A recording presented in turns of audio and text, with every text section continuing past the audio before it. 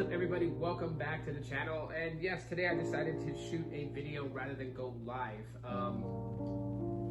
This is exciting. I like making videos. Anyways, so let's talk about the Google Pixel 6. And I talked about it in the live stream yesterday and showed the leak, images leaked by Jon Prosser. Shouts out to him. And again, for those people who don't know, are those photos the actual photos of the Pixel 6? By all means, no, they're not the actual photos. Yet Jon Prosser has told people what he does, and to protect his sources so they cannot be identified, whatever photos they leak to him of a particular device, he doesn't show those particular photos. He has somebody create renders of what they see in that image, and then that way the source cannot be identified. So technically it is the phone, it is what we're to expect, but the photo is not the original source photo. Jon Prosser protects his, those that leaked stuff to him to give to us. So I just wanted to kind of point that out so people could kind of understand that it's not far off from what the Pixel 6 will look like, but it is not the actual leaked photo from a source. So the Pixel 6, okay, one of the things I know that's going to cause controversy right away is the design, the way that it looks, the triple tone setup that Google's going for. It's make or break for that. Some people like it, some people don't. As a matter of fact, yesterday, shouts out to Ciova, he actually said he wasn't feeling the Pixel 6. Is he wrong for saying that? Hell no, he's not wrong for saying that. That's just not his cup of tea. It's not his forte. But there are a lot of people that's going to have mixed feelings about it because the Pixel 6 is going away from the standard design language that we've seen in the past, right? So, I mean, if you want to take it into consideration, I'll be straight up with people. Like, I like Pixels, but this is a boring design, okay? Much less, this is pretty much like iPhone, right? You look at the iPhone 11, the iPhone 12 has a square module camera thing in the back, okay? So it's not all too different, and you don't want to always look like your competitor because that is just not a good look, in my opinion.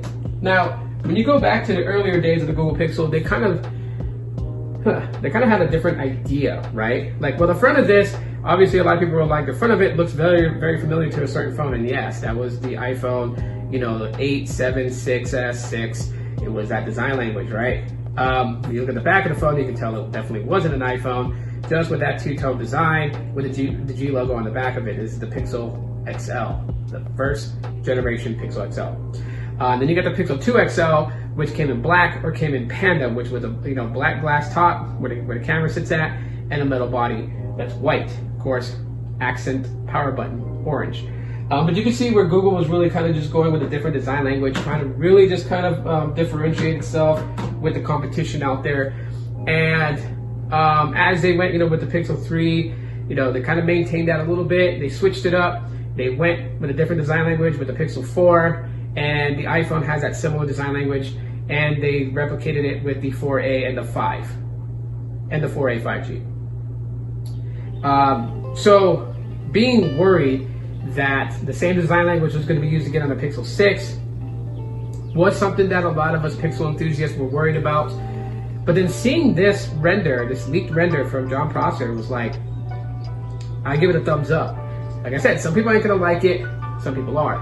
But in the last video, an actual video, not live stream, but the last video I did, I talked about the Pixel 6 to check all the boxes. Some people are confused what these boxes are, okay?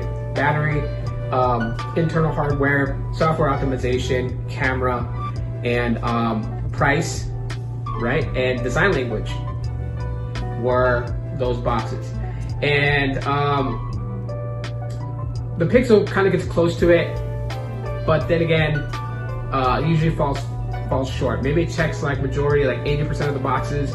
20% don't get checked because something quirky happens, right? The Pixel 4 would have been really, really good, but then it yielded a high price compared to what most people were expecting out of it, and that was one of the boxes that was left unchecked.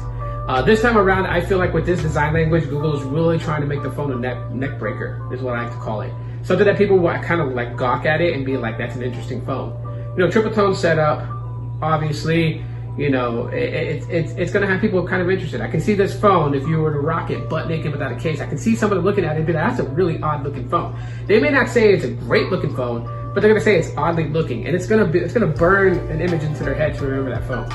And especially when they hear the name Pixel, because Pixel has been so hard to market to the masses. Like Google's marketing strategies hasn't been all that great when it comes to their devices, the Pixel. The smartest play they ever did for marketing was develop a budget Pixel brand called the Pixel A. So you have the 3A, you have the 4A, and the 4A 5G, and those sold really, really, really well. And the idea was to put more pixels in people's hands so they can see the software experience you get from a Google Pixel phone. At the same time, too, also get to see what you can do with the cameras coupled with AI for, correcting imperfections in your photo shots. And trust me, I go on Reddit all the time. I go into Pixel threads. I see people who say, yeah, I shot this photo in like 10 seconds and it looked like I spent my time adjusting everything like there was a pro mode. And they're right. But you have AI that kind of fixes the imperfections in the shot, so it makes the photo actually look the best that it can be. And you're able to get those kinds of shots in 10 seconds or less, just point, shoot, and click. Boom, you get your photo. So the Google Pixels have always been king of still photography. And in my opinion, they're decent with videography, okay? People compare them to the iPhones, Pro modes, and stuff like that when it comes to cinematography, and I get it. iPhones kind of focus on video, and, I'm shooting this video with the iPhone XS. And people will say that it actually looks decent. Some people won't, comparing to newer iPhones. But anyways, I digress from that. Pixels have never really been branded as the go-to for cinematography. And I will say this, they're actually really good. You can use them for a daily vlogging cam. This entire channel, since its conception, I have not used bought like a $500, $600, $700 camera to shoot video. Have not done it, never done it.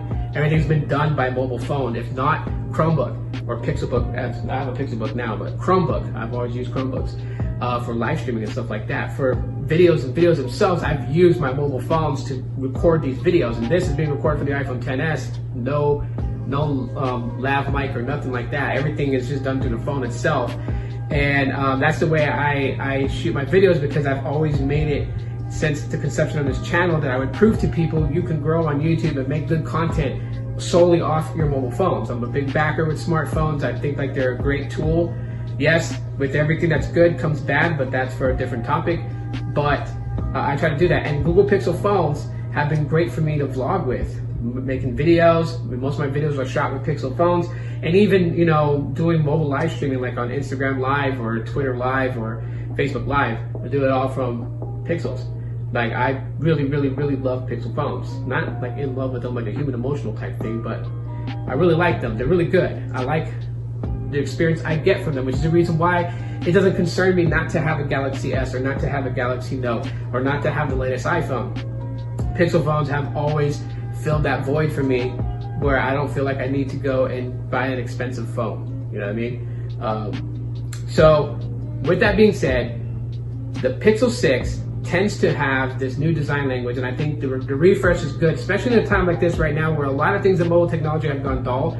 The refresh is probably a good idea. Like all things when it comes to the tech space, some people are going to like it, some people are not going to like it. That's totally fine. Everybody doesn't have to like it, okay? But I still think it's a good move that Google's doing this, a redesign of the Pixel, then pumping out another one of these and calling it a day. You know what I mean? This is nice. I like the color, it is a bit boring. And when I see a phone like this, and then I see somebody else with the iPhone 12, I see someone with the iPhone 11, I see other off brands like Motorola with the same design language. It's just like, it just makes everyone feel like they're the same. And I'm all for Android's old slogan, be together but not the same. I really support that slogan, and I still ride with that slogan today. Be together but not the same. Like what you like, and go after things that you like personally. That doesn't have to be what everybody else likes. So do I think that there'll be commercial success with the Pixel 6 and its new redesign? Yes, especially now that we're getting a Pixel 6 and a Pixel 6 Pro, and the only difference between the two, really, besides size, one of the main things to point out is that the Pixel 6 Pro will have a third camera setup in its camera module, whereas the Pixel 6 will only have two. So it'll have the wide-angle normal lens and then the ultra-wide angle on the Pixel 6. The Pixel 6 Pro will have those two plus telephoto, is what we're all assuming. At the end of the day, I would love to get my hands on a Pixel 6 or Pixel 6 Pro, either one. But yeah, I have to save up for that. So when that device launches, hopefully I have enough time to buy one, unbox it, and give you guys my review on it. And you guys know me, I'm a Pixel fan, but I'm gonna keep it real with everybody. If it sucks, I'll tell you. If it's great, I'll tell you. I'll tell you its great points and its weaknesses. You'll get all that with my review. So hopefully I can get them. I can get a Pixel 6 around launch time. But if not, it'll be a little bit time after it launches. I'll get it. As these devices I get on my own, except for the Pixel 5. Carlos gifted that to me. But the other Pixel devices I have, all out of pocket. So. Anyways, guys, that's pretty much it for Friday video. Let me know what you guys think in the comment section of the video. If you guys enjoyed the video itself, smash that like button because it helps circulate it. And to my #1 fan out there who thumbs downs it, do your thing. I'm just gonna be straight with you. That still helps circulate the video, so I appreciate it anyways. That's it for right now. And yeah, I'll see you guys later. As always, peace.